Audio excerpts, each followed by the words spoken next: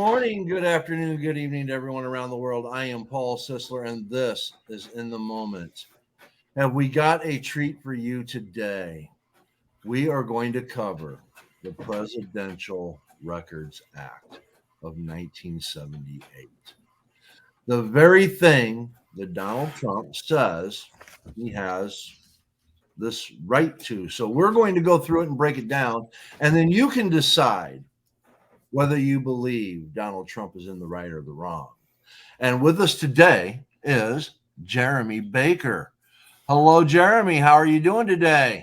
What's going on? Actually, I was just printing out the Presidential Records Act while you're doing your intro so I can reference it. But yeah, this is exciting because, this is like his main defense. And we're going to prove that his defense is complete and utter bullshit using critical thinking and common sense.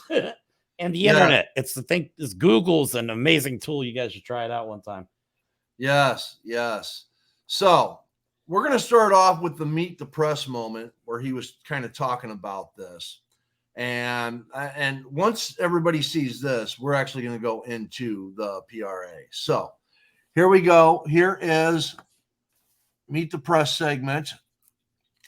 The Attorney General appointed a special counsel to investigate you, President Biden, and President Biden's son, Hunter, who was also indicted today. But I do want to President Biden does not fall within the Presidential Records Act.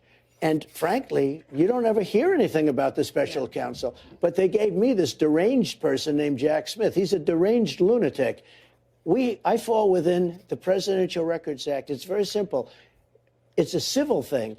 In fact, the New York Times, of all institutions, did a story. And it was headlined, please, Mr. President, could we take a look at the documents? And they said in the story that the only way you can get documents from a president is if you go there and say, please, because this is civil. And they won't even have a lawsuit. They may have a civil lawsuit at most, but they probably don't even have a civil lawsuit. Wow. I know. And there's a lot of other there. Huh? Lots to unpack there. Yes. And we're going to break that all down. So, let's get into it and all that. The first thing I'm going to bring up is from the National Archives, Presidential Records Act, PRA of 1978.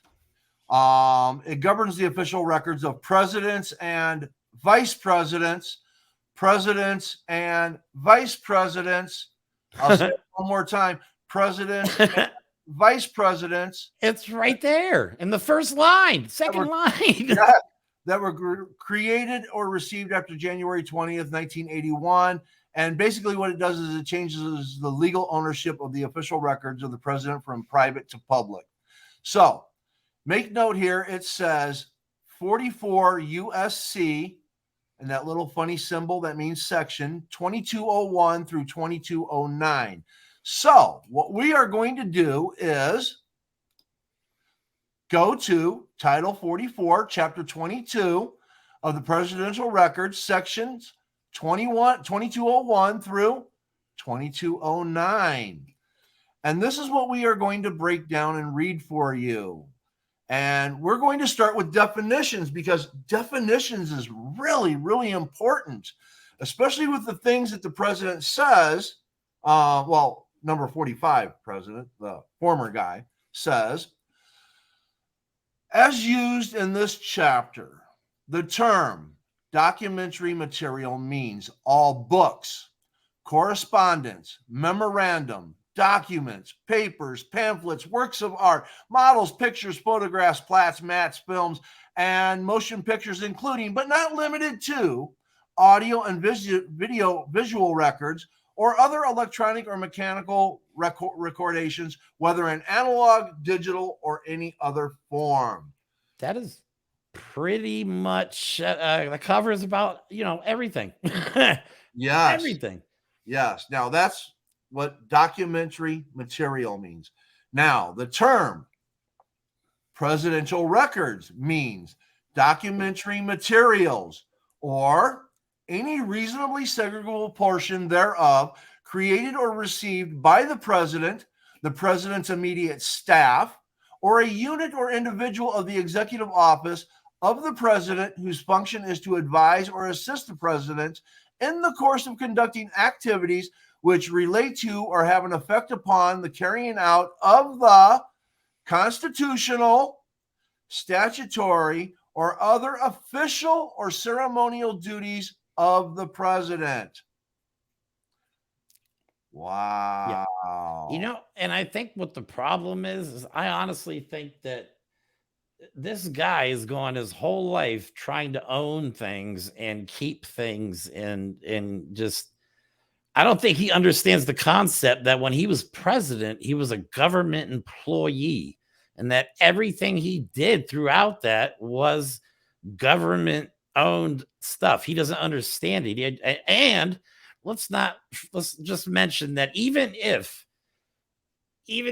like the archivist, you have to get in writing permission in writing from the archivist to take anything home considered personal. And we're going to you're getting to that. I'm sorry, I'm getting ahead of myself. That's okay.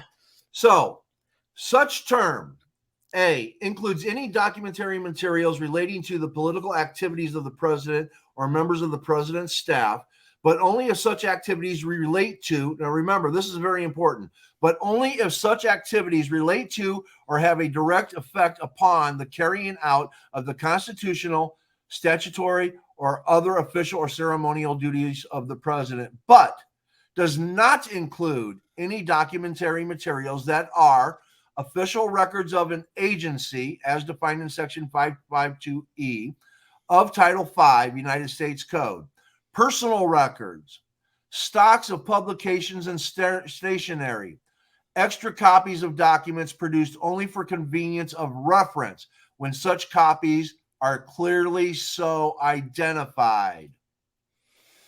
Then it goes exactly right. Then it goes to 3. The term personal records mean all documentary materials or any reasonably segregable portion thereof of a purely private or non-public character which do not relate to or have an effect,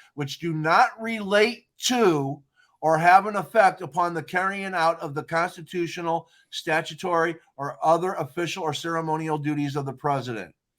Such term includes, these are the things that do not fall under the Presidential Records Act: diaries, journals, or other personal notes serving as the function equivalent of a journal diary which are not prepared or utilized for or circulated or communicated in the course of transacting government business. So if it has anything to do with the government, it's not personal. Okay. It's odd. I see that, classified documents aren't listed under things that are acceptable as personal items. Correct. Materials relating to private political associations and having no relation to or direct effect upon the carrying out of constitutional, statutory, or other official or ceremonial duties of the president. Materials relating exclusively to the president's own election to the office of the presidency, and materials directly relating to the election of a particular individual or individuals to federal, state, or local office, which have no relation to or direct effect upon the carrying out of constitutional, statutory, or other official or ceremonial duties of the president. Okay. So if it has to do with our government and official acts, it falls under presidential records, period. So, yeah.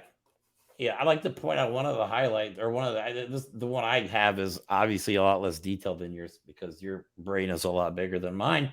Well, I'm directly in the United States Code, so this is the code.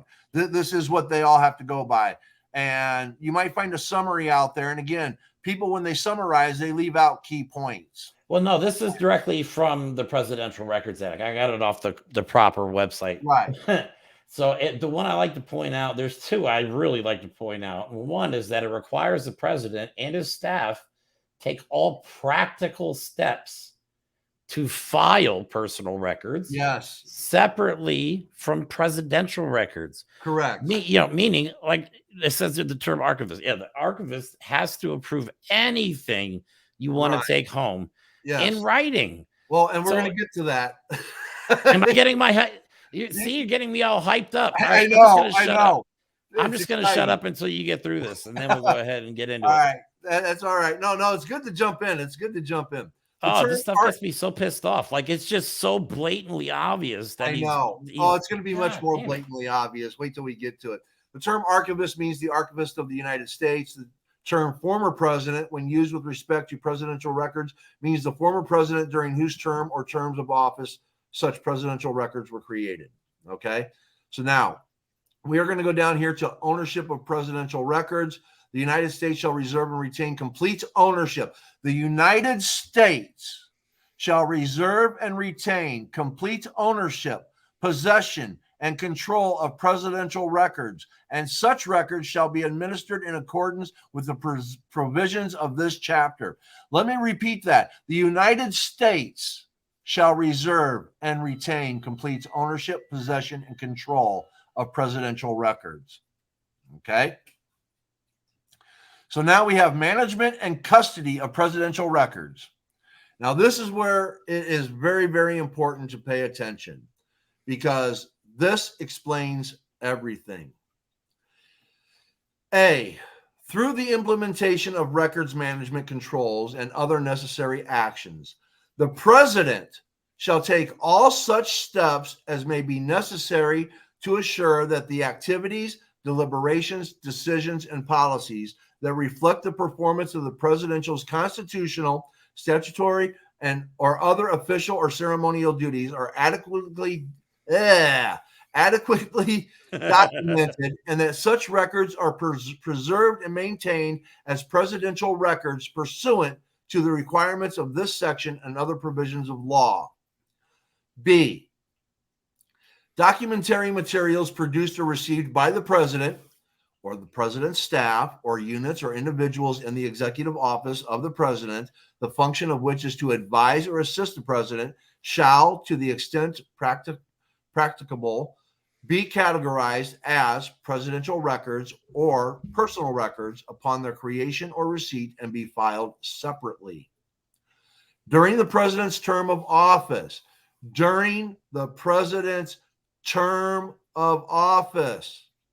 the president may dispose of those presidential records of such president that no longer have administrative, historical, informational, or evidence value if number one, the president obtains the views in writing of the archivist concerning the proposed disposal of such presidential records, and the archivist states that the archivist does not intend to take any action under subsection E of this section. So any destruction has to go through the archivist. In the event the archivist notifies the president under subsection C that the archivist does not intend to take action under subsection E, the president may dispose of such presidential records if copies of the disposal schedule are submitted. If copies of the disposal schedule are submitted to the appropriate congressional committees, submitted to the appropriate congressional committees at least 60 calendar days of continuous session of Congress in advance of the proposed disposal date. You know, that's funny. I don't see ripping up papers and flushing them down the toilet on there. Okay. No, I don't either. I just had to point that out. And this continues on if Congress isn't in section and all that. It still comes down to the archivist shall request the advice of the Committee on Rules and Administration and the Committee on Governmental Affairs of the Senate and the Committee on House Oversight and the Committee on Government Operations of the House of Representatives with respect to any proposed disposal of presidential records whenever the archivist considers that these particular records may be of special interest to the Congress, or consultation with the Congress regarding the disposal of these particular records is in the public interest. Man. Okay. It's amazing what you can do with the internet these days. I know. F. During a president's term of our office, the archivist may maintain and preserve presidential records on behalf of the president, including records in digital or electronic form. The president shall remain exclusively responsible. The president, during his term, shall remain exclusively responsible for custody, control, and access to such presidential records. The archivist may not disclose any such records, except under direction of the president, until the conclusion of a president's term of office. If a president serves consecutive terms, upon the conclusion of the last term or such other period provided for under Section 2204 of this title. Now, upon the conclusion of a president's term of office, or if a president serves consecutive terms, upon the conclusion of the last term, the archivist of the United States shall assume responsibility for the custody, control, and preservation. Let me repeat that. The archivist, not the president, the archivist of the United States shall assume responsibility for the custody, control, and preservation of, and access to the presidential records of that president. The archivist shall have an affirmative duty to make such records available to the public as rapidly and completely as possible, consistent with the provisions of this chapter. And this goes on to what the archivist will do with the records. Okay? So, all of the questions about the classified records, the president at the end of his term had no right to take any records. Nope. That's actually the second topic point I was going to bring up. Yeah, they establish the records automatically transfer into the legal custody of the archivist as soon as he leaves office. So the minute he left that door, he no longer owned any of that material. Not a personal gift. I mean, if you would have submitted that in writing, but up until he submits everything in writing to get approval from the archivist, he doesn't own a damn thing that he collected while he was president of the United States. Now, while he's president, he is responsible for the custody of the records while he's president. Right. Okay. But once his term is over, they are no longer his to do what he wants with. Period. And I mean, somebody's got it in his head, unless he truly believes that. But we've obviously just read it in the first less than 20 minutes of the show, and it's already complete bullshit. And Trump, see, I don't know why he hires lawyers. Like, he got this whole idea about the Presidential Records Act from this guy named Tom Fitton, who runs a website called Judicial Watch, which sounds very official. But the problem is Tom Fitton is not a freaking lawyer.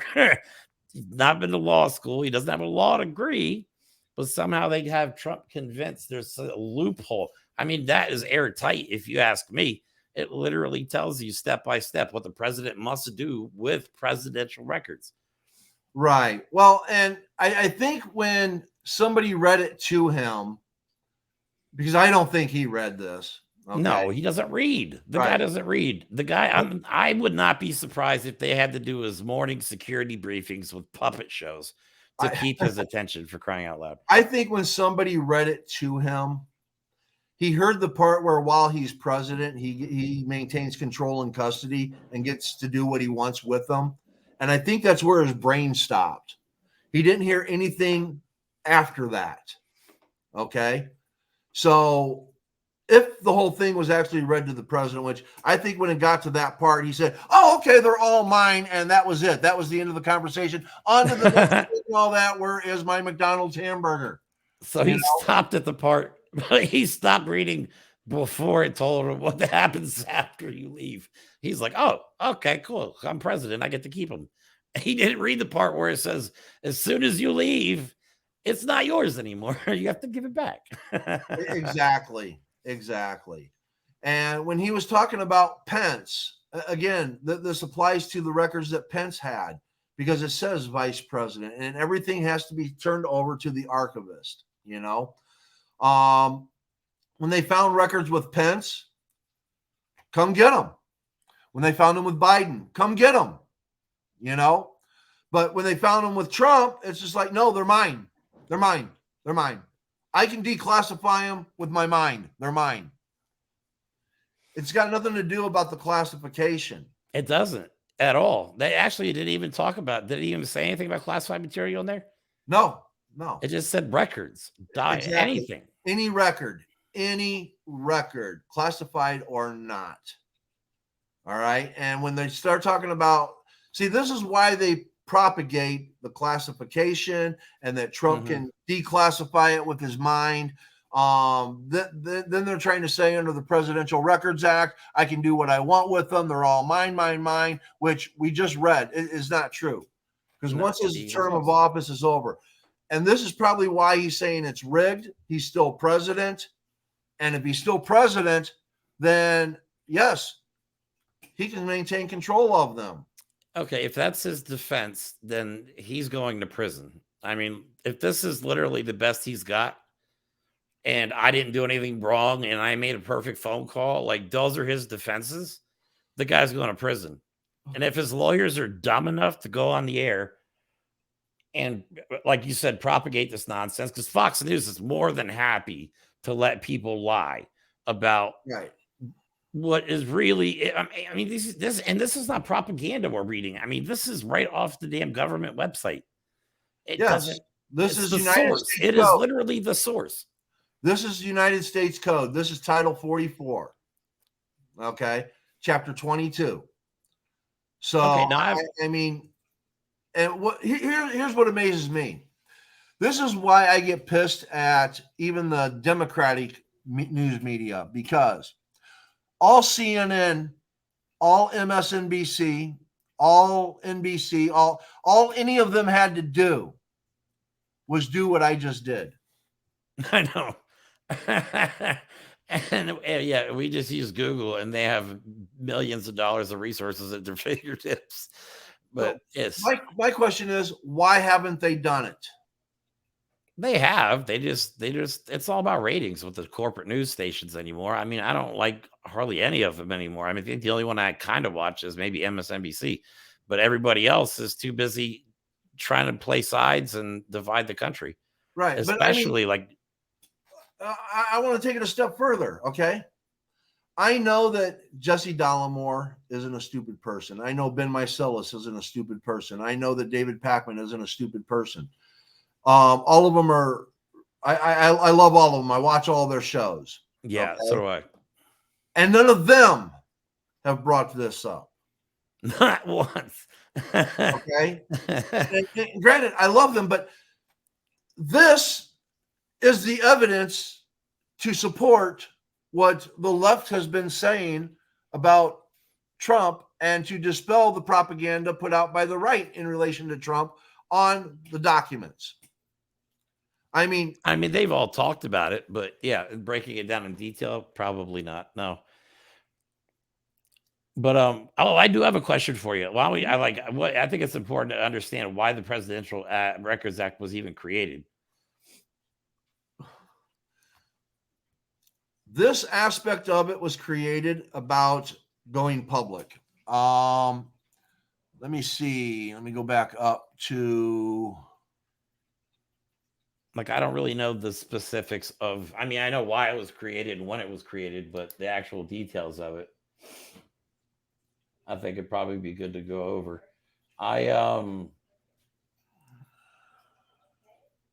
You already went over all my talking points, man. You're killing me here. I saw here we go. It's right here.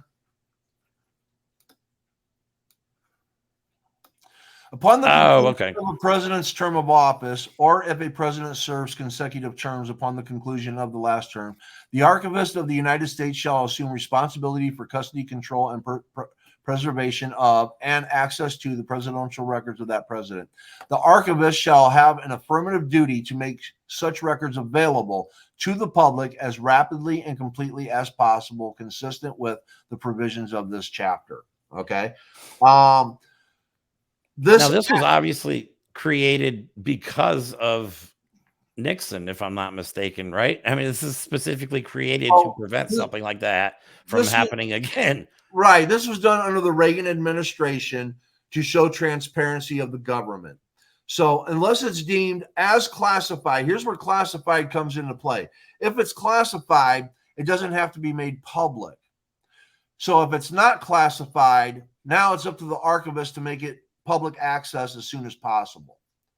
So that's the whole aspect of the Presidential Records Act, is going from private to public.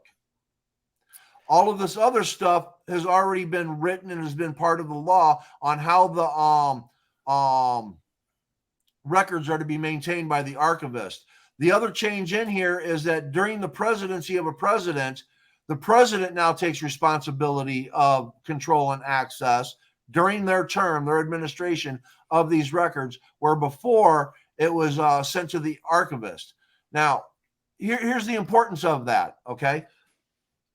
Excuse me. When it was all private, then it goes to the archivist. Nothing's going to be made public, okay?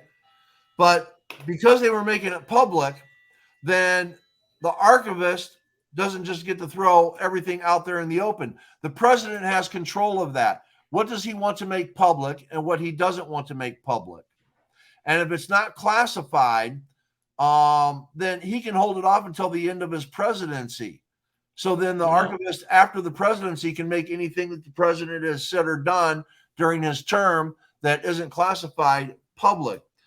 Where before, when it was all private, it was a process to try to get anything public. So that's where the difference comes in. So the only reason why the president has control of the records during their presidency is so that they can determine what's going to be released to the public and what's not. And I think the more he's mentioned that, the more people are actually looking it up. Like, because I mean, most people with common sense listen to what he's saying and go, that does not sound right. I'm going to Google that and go, oh, no, he's lying. But this is where the propaganda aspect of this whole Trump regime comes in, because propaganda works because it's repeated over and over and over and over again until some people, if they hear it over and over again, they're just going to automatically start believing it. And let's face facts. Most people aren't like us, they don't go fact check what the news tells them. You know what I mean? They don't go online and go, well, the news just told me this. Maybe I should research that a little bit. Most people don't do that. But now it's gotten to the point where like you almost have to fact check these. And this is why I like the networks like the Midas Touch and David Pakman and Brian Tyler Cohen and stuff like that, and Ring of Fire, because they're the ones that do that. You know what I mean? And I wish people would take more time on the independent news networks, because they are breaking down the facts and they are telling the truth. But again, it depends your beliefs. Like everything comes into play when apparently politics has just gone into some kind of dystopian reality where nothing makes sense anymore. But the propaganda part of it bothers me, because this whole movement in this country of the whole, the world, it's like World War II Germany propaganda. Right. Well, and here's the thing: when it comes to memory, if you have to usually say something 3 times for it to stick. Okay. So or me, like 8, 9 times. But yeah, go ahead. the average person. All right. It takes about 3 times before something sticks. So I'm above average then. No, sorry. So if you repeat the lie 3 times or more, it's going to stick with people. All right. And if you're in the mindset that you want to believe it, it's now registered as a fact. Psychologically, it's registered as a fact. Mm-hmm. So then you believe it. And the more you hear it, the more you're going to believe it. And if you keep hearing it over and over and over again, you're going to believe it. All right. And you know what? I think maybe I kind of used to be like that, but since I got involved in politics and following all these things, it's really opened my eyes. But I think maybe there was a possibility that I may have been like that, because I used to hate social media. I didn't watch the news. So, I understand that how the brain would do that to you, but. Right. And then there's people like myself and like you, we hear it once, twice, 3 times. We don't register it as a truth or a lie. We just simply register it as something that's being said, and now we research it because because we want to know what the truth is, and sometimes we have to reread it to comprehend it. Now, the when you said that we were going to do the Presidential Records Act, I'm like, yes, I have read this multiple times. I know what the truth is. So, and there's more to this and all that. We only covered through 2204. So let me bring this back up real quick. We covered definitions, ownership of presidential records, management and custody of presidential records, and restriction on access to presidential records.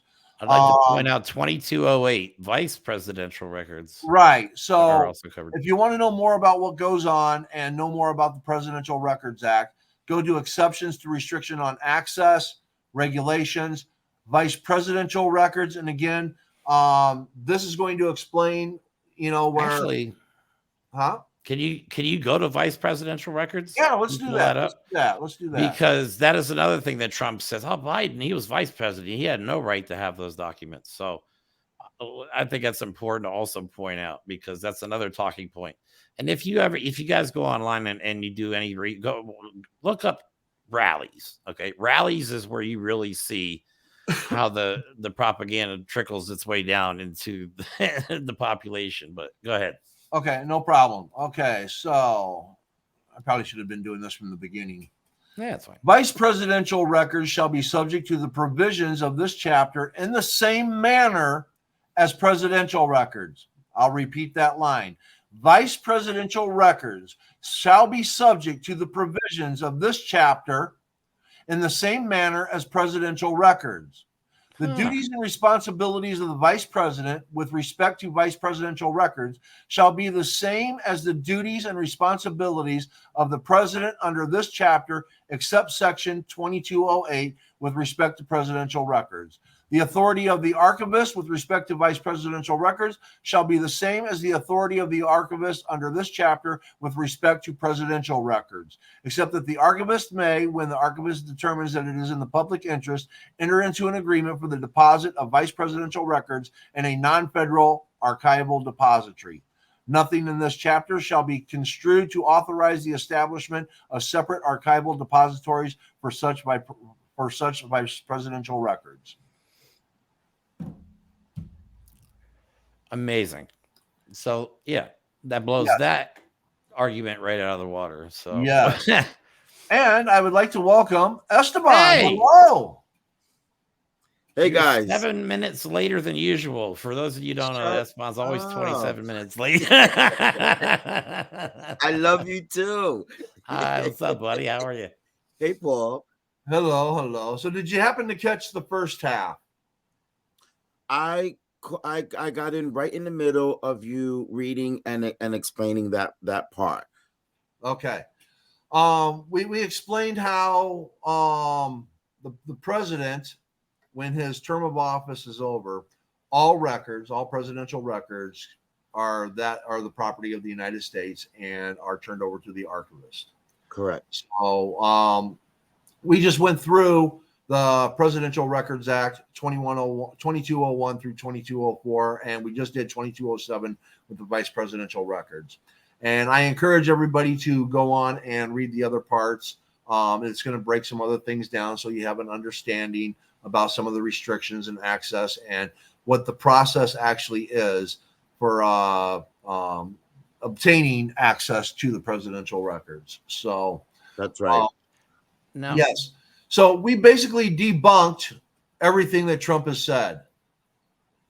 That's great, because someone needs to send him a copy of your of this podcast, because for some reason everybody else knows the recognition of the Presidential Act except for him. Actually, I got an idea. I know how we can get it to him. Anybody that's good at animation, they can make a cartoon that explains the Presidential Records Act. Maybe that will help explain it to Donald Trump.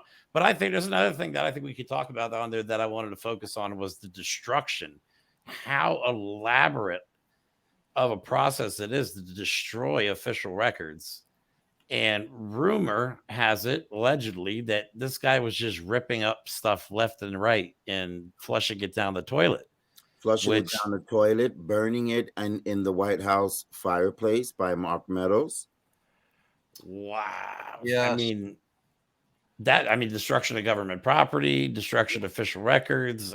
There's so many layers to this that he has violated, and yet he uses this as his number one defense. Yeah. I'm covered under the Presidential Records Act. If I may, in my Yes. opinion, this is good for the American public. Why I say that? Because one of the main reasons in back in 2015, 2016 that people said they were voting for him was because he was a businessman, and he was a successful businessman, right? However, they didn't care to dig inside the truth behind his success, which was multiple bankruptcies and basically doing what he wanted to do with his own businesses, which now is something he doesn't seem to quite understand he cannot do as the president of the United States, because it's not, the United States is not your business. You work for the people.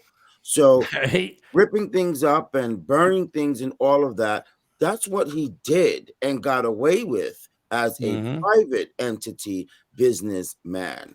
And now he feels he can still do that as the president or ex-president. It's funny you say that, because I was actually starting to say at the beginning of the show that I don't think he understands the concept that he was a government employee for those 4 years. He did not work for Donald Trump. I think the word understand is not the right word. He understands. He doesn't accept it. Right. That could be it too. There you go. He wants to be king. He doesn't want to be president. He wants to be King Trump. Yes. And he doesn't want to make America great again, because again, America is already great. We are the greatest country in the world. We're not perfect. Nobody is. We will never be perfect, but we're the greatest country in the world. He doesn't want to make America great again. He wants to reform America under a dictatorship with him as king, where he can get away with everything he wants to get away with. Literally he wants to have, I mean, he literally, I did a video about this on my Instagram, I think, and on TikTok. He literally went as far as to get a cost estimate, or at least told people to get a cost estimate on how much it would cost to build a trench along the entire border, fill it with snakes and alligators, and then put a wall with spikes on the top, and I quote, that would pierce human flesh. This is who you guys want to put in charge of nuclear fucking weapons? Are you guys out of your minds? The man is deranged. He's unstable. And I honestly think he is way more whacked out than everybody's thinking he is. I think his staff is quietly trying to keep him out of the spotlight and just give him a couple months. But you see these last few interviews, the guy's lost his mind. He's out of it. I mean, he thought he was talking about he won an election against Obama, and Biden was going to lead us into World War II. But have you seen his newest interview with Megyn Kelly? Yes, it was. She tried the best that she could to get the truth out of him, and you can tell what she was saying. She believed herself. It's funny you mentioned that. We played the video, part of the Megyn Kelly part in the beginning of the show. So wow, the buzz always on the same wave. Yeah, he still danced around it. He still believes he kept saying that that Jack Smith, they're not looking into the Presidential Act. When I heard that, I said, wait, what? These people must have read that Presidential Act like 100 times. What are you talking about? They are aware of who they are dealing with. How are you saying they didn't read the Presidential Act? That's ridiculous. I watched the interview. I mean, this guy crumbles with the simplest questions. I watched the interview where they asked him literally, she goes, and these interviewers need to stop calling him Mr. President. Okay, he's not Mr. President. He's ex-President Trump. Stop it. And they asked him, Mr. President, did you tell people to move boxes? And he goes, I'm not going to answer that question. But I would totally be allowed to do it under the Presidential Records Act. Right. I'm like, his lawyers are home like Bam! So he just Oh answered my the question. God. Totally just answered the question after he said, I'm not going to tell you that. In regards to what you just said about being called Mr. President, I'm not mad at that because they're all called Mr. President. Jimmy Carter is still called Mr. President. Where I agree with you on that is that he is the only Mr. President that's been indicted 4 times and has 91 counts against him. So I feel he doesn't deserve that title anymore. I don't call him that. He's Donald Trump. Well, I can't tell you what I call him. I'm going to give you a little pushback. I'm going to give you a little pushback. And as much as I detest Trump, he's still, because he was president, he's still Mr. President. And I don't like him. And I agree he's undeserving of the title, but he was president of the United States. It is true. How about this? That is. He disgraced the office. He disgraced the duties. He disgraced the country as president.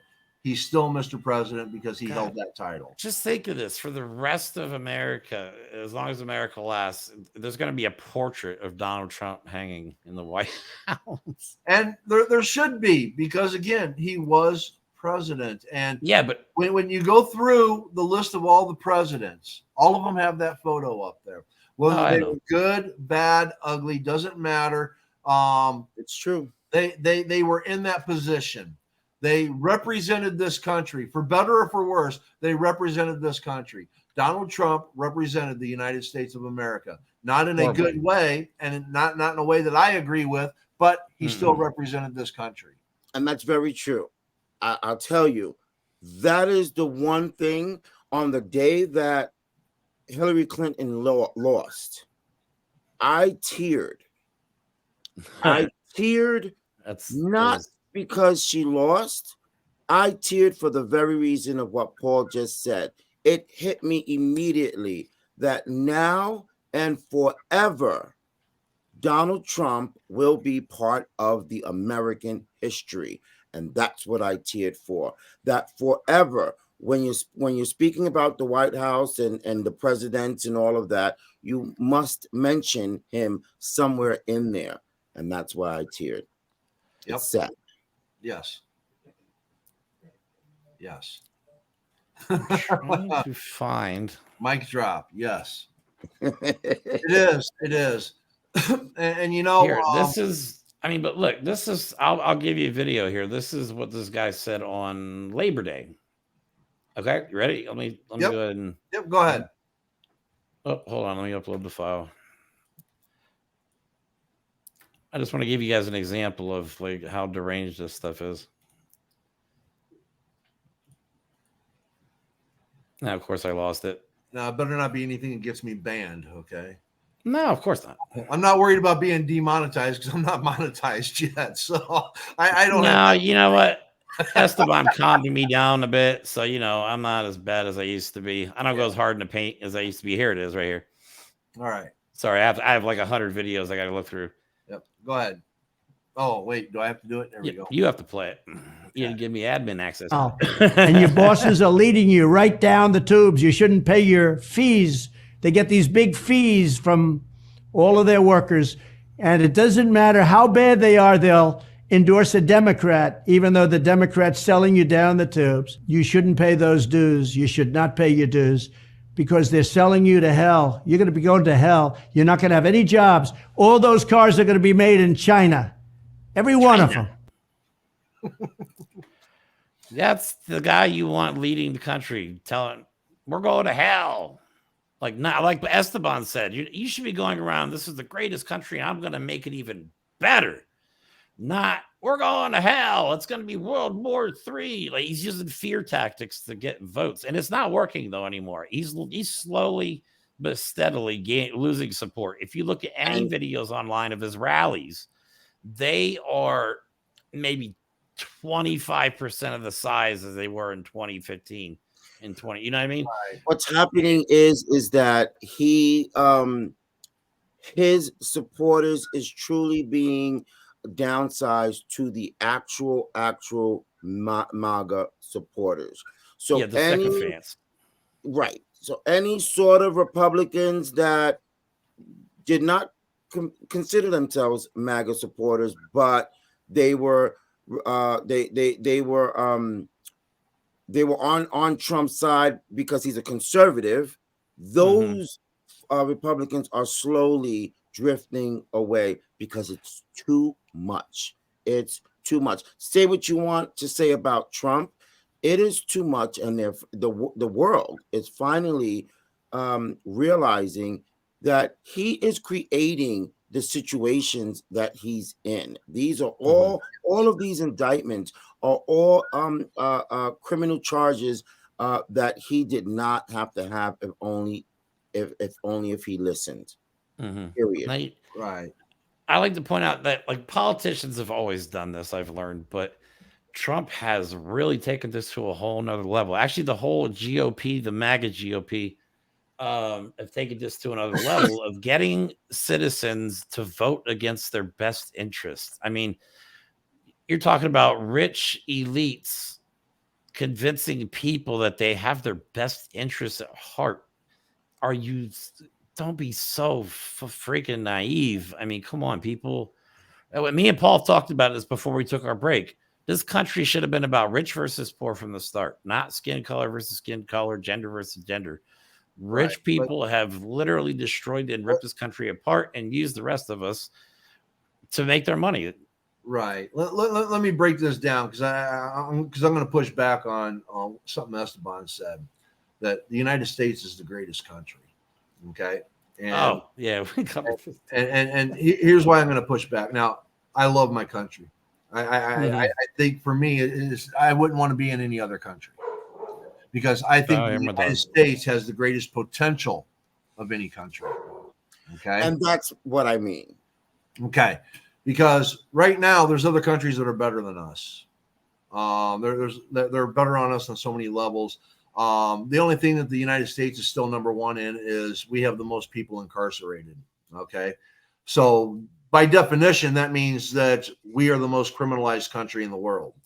But I know that's not true because we have a lot of issues. It's something that Jeremy just brought up. We have lots of systemic discrimination issues, whether it's racism, whether it's misogyny, bigotry, xenophobia, ageism, classism. We have all of these aspects that we as a country have to work out. But here's what I want you to think about, because when they talk about like the Russian interference, all right, when you have a country that has already got these divides in it because it allows certain things like racism or bigotry to exist, okay, that allows a country like Russia to put a wedge in there and create and make that divide greater. Right. Okay. So our country has allowed this infiltration. We have allowed it because of what we allow in this country. All right. So when you start looking at our elections and the division that other countries are working on sowing, okay, I want you to really think about this. In 2020, in that election, there were 155.5 million votes cast. Okay. Biden had 81.3 million votes. Donald Trump had 74.2 million. Both of them received approximately 39 million votes from their party. Right. Okay. Right. And the rest was, Independents. Where Biden had 39 million votes from Democrats, he also had close to 40 million from independents. Donald Trump had 39 million from Republicans, 21 million from independents. So I want you to really, really think about that. I want you to think about what's going to happen in this next election. Who are the independents going to vote for? I want you to look at people like Cornel West, that's running for the Green Party. Right. I want you to look at Joe Manchin, who's going to be running for No Labels. Man, don't even get me started on them. I want you to look at the Libertarians. They're going to have a candidate out there. I don't know if Forward's going to have somebody out there. But what you're looking at is what other countries are doing. They try to eliminate a duopoly. They don't want a duopoly. They want multiple people from multiple different backgrounds to come in and say, this is what we like. This is what we want. They want that diversity in their politics, in their government. Because when you have that diversity in your politics and your government, you're going to be able to do more for your people. And right now we have a bad duopoly here. We have Democrats and Republicans, and most of them are corporatized. I have a show on Thursdays on Who Wrote the Bill, and I'm breaking down the bills. And I want people to know that there's no difference when it comes to corporate sponsorship. Okay. Our government's supposed to be for us. It's supposed to do for us, not corporations. All right. And this is why when people start worrying about what's going to happen this next election, when Cornel West continues to run, they don't like the idea of Marianne Williamson running in a primary. Again, she's not hurting President Biden in any way. She's running a primary against him. Okay. It's still Democratic. That's what this country is supposed to be about. Is if you have a president that you don't like in your party that's in office and you want somebody better, you should have that right to voice your opinion that, hey, I don't want Biden anymore. I want Marianne Williamson. I want RFK. Now, I don't like RFK. He's not my choice. I think he's going to be Trump's running mate. I like Marianne Williamson. And in the primary, I will be voting for Marianne. But if it looks like Marianne can beat Biden, I might actually vote for Biden. And here's why. I don't think Marianne Williamson can beat a Republican. I agree. I don't know much about her yet, so Biden depends on the Republican, though, doesn't it? Or I don't think Marianne Williamson can beat any Republican. I love her. Trust me. I think she's the greatest person running for the position right now. But I don't think she can beat a Republican, any of them. The GOP is not going to pick a good candidate.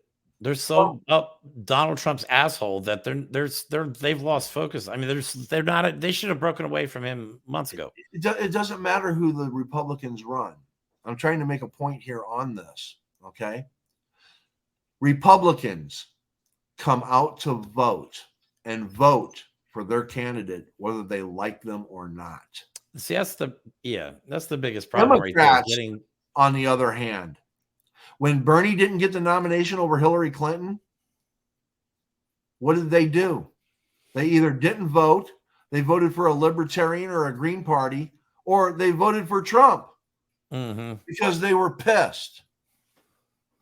There's a different reaction between the two parties.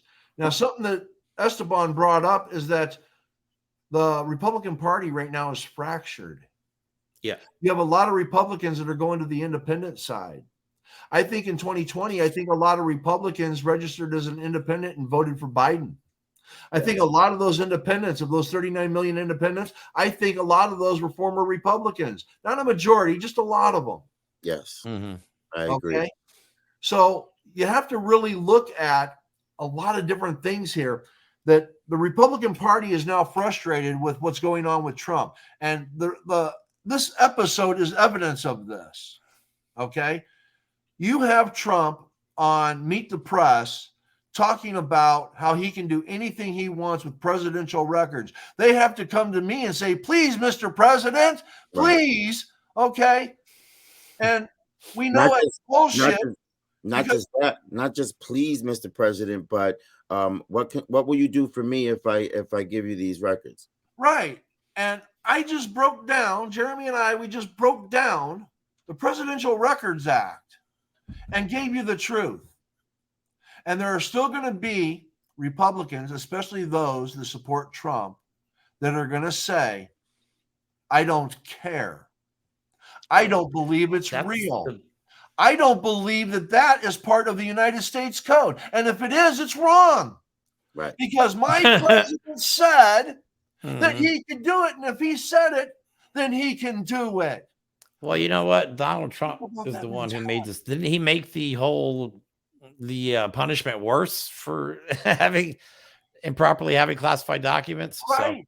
Right. But I want you to think about the mentality of these people and why there's a fracturing in the Republican Party now, because the people that are in the Republican Party that are like, oh no, man, Trump F up and we have to distance ourselves. And that's what they're doing. You got Mitt Romney retiring. Now, I like Mitt Romney. I don't care what anybody says. I do too. I like Yeah, Mitt Romney. He's all right. I loved him, John McCain, when he was here. I like Chris Christie. I don't like. I like Chris Christie now. When he was yeah. Jersey governor, he was horrible. He was a Trump, basically. He was a Trump. His attitude was he was nasty. He was a nasty man as governor of New Jersey. And I personally don't know that. I haven't reviewed that. So I can't say yes or no. I can't agree or disagree with you. I don't know that personally. What I see now of Chris Christie, I like. Not that I would vote for him. Okay. Right. Not that I would vote for him. I'm still leaning on the left. Okay. I'm an independent that leans left because I believe in humanitarian values first. That's my democratic philosophy. Thus the title of this show, Democratic Philosophy. And it's not about being a Democrat. It's about democracy. I think, honestly, and people think I'm crazy too, but I think Chris Christie is the only viable candidate that the Republican Party has. He's the only one willing to go through Trump. Everybody else is tap dancing around him. And I believe, at least now, that Chris Christie sees what's happening with the Republican Party and he's not happy with it. And maybe he can save the Republican Party if they elect him. Maybe. I don't know. I don't think maybe it's beyond saving at this point because of Trump. I wouldn't mind seeing Joe Walsh get in there. I would love to see Joe Walsh get in there. I've interviewed Joe Walsh. I've talked with Joe Walsh. I like Joe Walsh. Joe Walsh is a good guy. He's got integrity. I don't agree with all of his policies or anything like that. I even, threw a few hard balls at him when I interviewed him and all that. And we could respectfully disagree on some of these policies that I like that he doesn't, and vice versa. But I think he is probably one of the most honest people that have come from the right. No, Joe Walsh. Joe Walsh. Yeah. And I would like to see Joe Walsh get in it, because if Joe Walsh, I personally feel if Joe Walsh got in there, I think that he could actually, I think he could beat Trump. I think Joe Walsh could beat Trump. Now, can I give you my viewpoint on the whole situation? And I guess this is my philosophical viewpoint of the whole situation. I think that, our democracy has been pretty strong for a while now. So I think that this is a test of our democracy. Oh, yeah. And for sure. It's pass or fail. It is literally, this is a pass or fail scenario. Okay. If we wake people up, and I think this whole scenario has gotten people interested in democracy, what the Constitution really says. You know what I mean? People are really starting to get woke, as I always say. You know what I mean? They're really starting to look things up. So I think if we get people to wake up and vote correctly, that our democracy could come out of this stronger than ever. And that's my hope. But unfortunately, we're going to have to dredge through a lot of shit to get there. And It's going to be a fight. It's not going to be an easy. It's not going to be an easy ball. You know what I mean? We're going to have to really hold together on this one if we want to. I believe if we can get past this next election, 2024, we definitely have a chance of saving democracy. I also believe every year that goes by that we get more and more Gen Zs involved, in the long run is going to be detrimental to the Republican Party. I believe these young people that we are teaching and training, so to speak, about democracy, they're not going to just vote until democracy wins and then jump off the train. They're going to keep going, whether it's 5 years from now, 10 years from now. I feel in the long run, if we can get past next year's election and we have a Democratic president, or actually all three of the executive branches after 2024, I think the Republicans will start to realize how much of a mistake that they've made of trying to become an authoritative state or a dictatorship. It's going to work 100% against them, because it's going to bring so many more Democrats and independents into the fold. And once that happens, it will give us the majorities in all three of the houses, which in turn will allow them to create more rules and laws that will help Democrats, so to speak, like voting rights, and possibly expanding the Supreme Court. You know, I'll throw something else in there that I think will help Yes, and then I want to democracy. hear what Professor Paul has to say. Yes, I just want to real quick. I think a lot of people aren't taking into account the massive amount of Gen Z that are going to be eligible to vote between now and the election. Yeah. And that's a massive chunk. I mean, we're talking probably what, over 10 million people that are going to be eligible to vote between now and the next election. So that is another factor. And you got to look at Taylor Smith and all. I just saw it on our Taylor Swift. Oh yeah, that's amazing. Yeah, Taylor Swift on Pac-Man the other night and all that, on how she's getting people registered. I'm gonna push back a little bit on both of you and all that. Jeremy, you said vote correctly. There is no voting correctly. Well, when I say vote correctly, like vote for the party that at least has the people's interests at heart and are following through on their actions. That's what I mean. Vote correctly.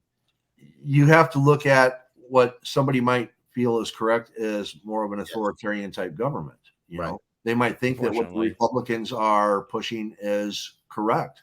Right. So my thought process on it is vote for who you believe is going to serve the country the best. And if you think authoritarianism is what's best, then obviously you're going to be voting on the right. I think he said. And if you think that people having more freedoms and more rights and being treated equally is for the best, you're going to be voting on the left. So that's what that comes down to. The thing I'm going to push back on, Esteban, is expanding the Supreme Court. And as much as I would love to expand the Supreme Court, it's not in the best interest of our government to do so. And here's why. If we expand it from 9 to, say, 13, give it a Democratic poll, when the Republicans hold all three positions, what's to stop them from expanding it to 17? Then we get control and we expand it to 21. And then they expand it to 25. And then we expand it to 29. You can't do that. It's got to stay at the 9. And we have to hold those that are on the Supreme Court accountable. And I think that's what we need to do. We have people on the Supreme Court right now that are enjoying the spoils of rich corporate owners, and they're signing off on law that supports these people that are giving them things and taking them on yacht rides and stuff like that.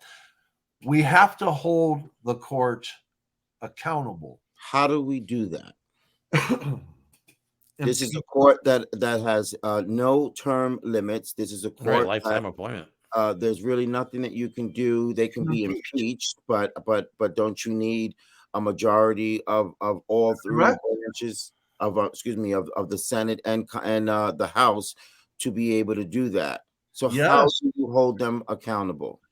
Yes, that is. You have to have a supermajority. But here's what we have to do. We have to talk to people and tell people to get out there and vote. It comes back to voting. And I know the Republicans are doing what they can to try to suppress it, because they know if everybody truly got to vote and everybody did vote, Republicans would start losing offices that they hold left and right. Okay. And that's why they try to suppress voting rights every chance they get, because it's getting to that point where people are tired of a lot of the fascist aspects that certain people bring on the right. All right. I mean, take like Lauren Boebert and her hypocrisy. She preaches family values. She goes into a theater and gets filled up by a Democrat who owns a gay bar that, you know, the very things that she's preaching against is who she's going out on a date with and is being very public. Okay. People are getting tired of the hypocrisy that the right presents. All right. Yes. And if people get out there and start voting, and like Jeremy said, Gen Z coming up, there's going to be a lot more. We got Taylor Swift promoting it. It comes down to that. And we have to hold the Senate. And if we lose the presidency, we have to hold the House. I mean, we have to get the House. We have to have 2 of the 3. Okay? Because if we lose the presidency, the only way to keep things in balance, we must have the House and the Senate. Because if we lose the presidency, if you haven't read Project 2025, the executive branch is going to take power of this country. Now, if you know anything about how government works, it's the legislative branch that has the power in this country. They write the laws. The executive branch enforces the legislative branch. And when the people decide that a law is unconstitutional, the Supreme Court decides whether it's constitutional or not. That's how we have our checks and balances, and that's how we're supposed to operate. If we give the power to the executive branch, the legislative branch means nothing. It's now a puppet to the executive branch. And if it's a puppet to the executive branch, then we don't have a democracy. We don't even have a republic. We have an authoritarian dictatorship. We are not supposed to be that. Right. And Project 2025 that Jeremy and I talked about last week highlights that. So that's where we have to continue to come forward. This is why I am vote blue no matter who. Even though I don't like Biden, okay, I have issues with Biden, and Biden has surprised me. He has put out some more progressive legislation, supported more progressive legislation than I ever thought he would. He has surprised me, but I still think he is a corporate politician. I would rather see a more progressive person in there, but this is where the phrase that I hate, the lesser of the 2 evils. This is why I hate the duopoly, because I think we should have more people running. I think we should have better selections. But with the system that we have in place right now, I will be voting for Biden. Because if I don't vote for Biden, then if the other side gets into power, it might be the last presidential election we see in this country. I truly believe that. Now, there might be people, Paul, you're fear mongering, blah, blah, blah. No. Call it what you want. This is how I see it, and this is how I feel it will go. Yep. No, I totally agree with that.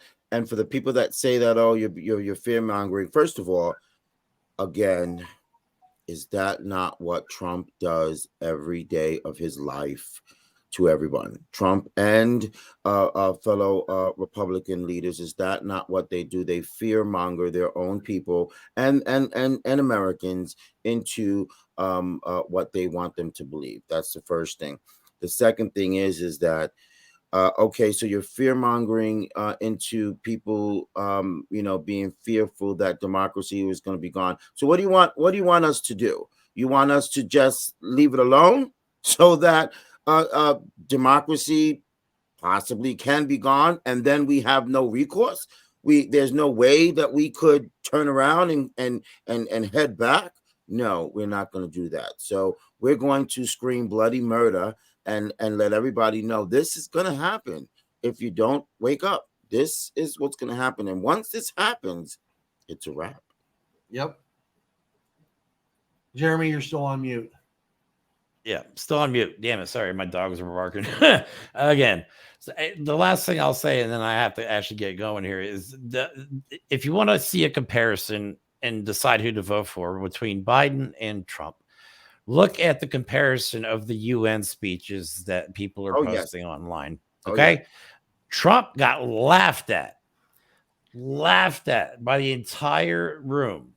Okay. And Biden got a freaking standing ovation. If that is not the most stark contrast of the differences in leadership skills or qualities or just being a good person, just go after you get off the show. Why go look at it? It is perfect. Exactly. All right. Closing thoughts. Jeremy, closing thought. Oh, that was my closing thought. Okay. Just be smart. Oh, all right. Yeah, I'm gonna keep saying this now. This is kind of my thing. I didn't learn this in I didn't realize this in 2016, and of course Trump won, but not voting for Biden is the same thing as voting for Donald Trump. So please, even if you don't like either one of them and you know Trump is an asshole, don't just not vote. Just vote for Biden. Like Paul said, just vote blue this time around. I mean, it's the only do what's best for the country. I think, Paul, that's one of the things I wanted to highlight. You said vote for who's best for the country, not your own selfish needs. Nobody gives a shit about your personal needs. You take care of those yourself. You vote for who's best for the approximately 330 whatever million people that are in this country. There, that's my closing thought. All right. Esteban. I just say vote every Republican out of office. Oh. I've been saying that in almost every tweet on Twitter or X, and I will continue to say that. I like Paul. I have always considered myself an independent because I don't feel like I need to. I need to adhere to any political party's terms or rules. I'm going to vote for whoever the hell I want to vote for, regardless of their party. If I like them, that's who I'm voting for. Until now, it's not about party anymore. It's about democracy. It's about fighting for our rights, our freedoms that we're going to lose if Republicans continue to take over more and more of these positions. So my stance now, today, and every day up until election 2024 is to vote every Republican out.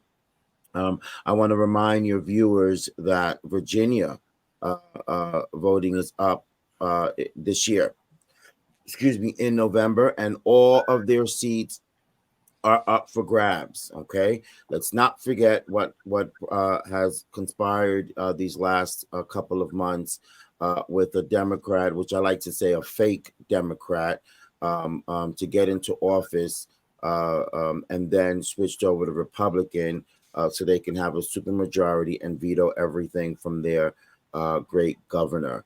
All of those seats are up for grabs in November. If you're from Virginia, please get involved. Please spread the word. And if you didn't like what's been going on, please go and vote. And that's it. All right. Thank you. Just a reminder, fear-mongering is you promoting a fear that you yourself do not believe is true. It's putting out information to make people scared of something that could not happen. Right. It's just, you make them think it can happen. I've read Project 2025 and it scares the hell out of me. And if Republicans support that, people like me, people like Jeremy, people like Esteban can all be imprisoned. Yeah, we'll be targets. Read Project 2025. With that said, I love you guys. I love everyone out there. And remember, be kind. Be happy. And may good things come your way. Thank you. Amen.